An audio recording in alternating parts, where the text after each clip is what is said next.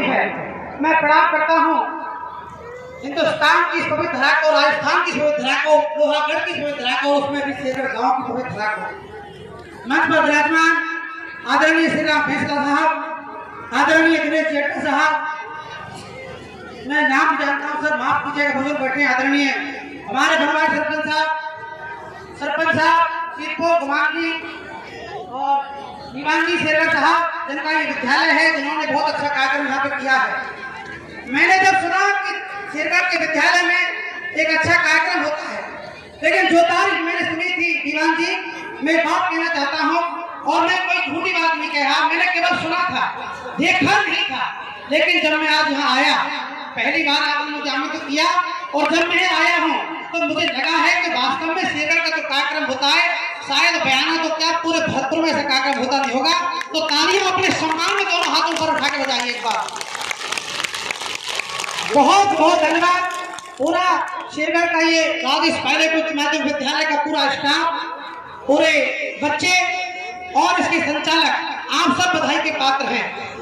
मैं आप सबको 75वें गणतंत्र दिवस की बहुत बहुत शुभकामनाएं देता हूं।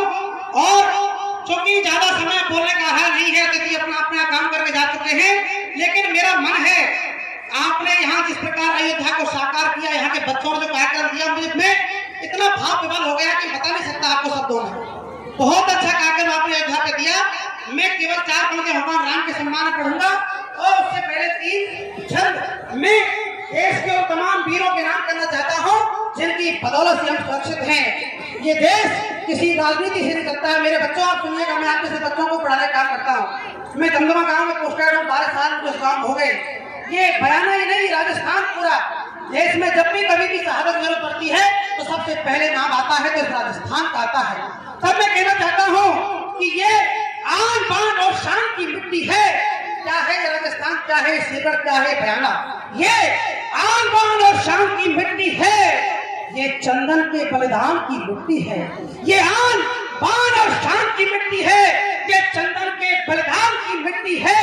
और जहां जहां जहां जन्मे थे महाराणा प्रताप, ये उस राजस्थान की मिट्टी है।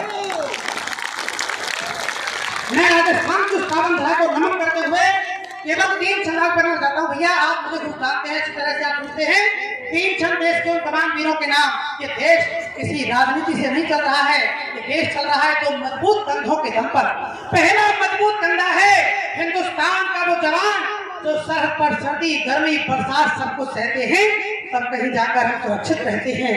और दूसरा मजबूत कंधा है हिंदुस्तान का वो किसान जो 125 करोड़ देशवासियों का पेट भरने के लिए खेत में दिन रात मेहनत करता है, तब कहीं जाकर हमारा पेट भरता है। तो आपकी तालियां उठो जवानों और किसान के सम्मान में, दोनों हाथ ऊपर उठाएं आप एक बार और मेरे साथ बोलेंगे जय जवान।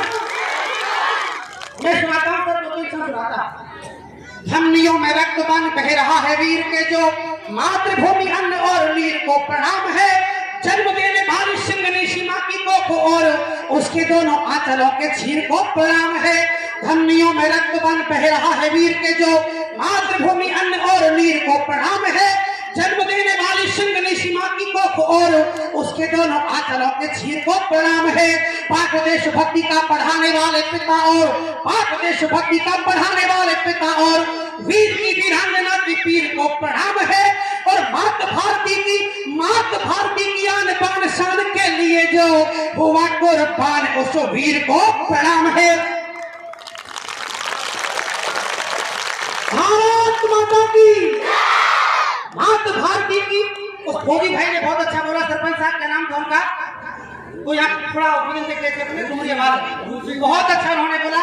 अगर वो यहाँ होते भूप सिंह जी तो मैं उनको उनके सामने सुनाने का मेरा मन था। हुआ कुर्बान हो सुवीर को प्रणाम है। शौर्य व पराक्रम के इतिहास में गढ़े जो, उन्हीं प्रतिभाओं को पढ़ाते ही रहेंगे हम।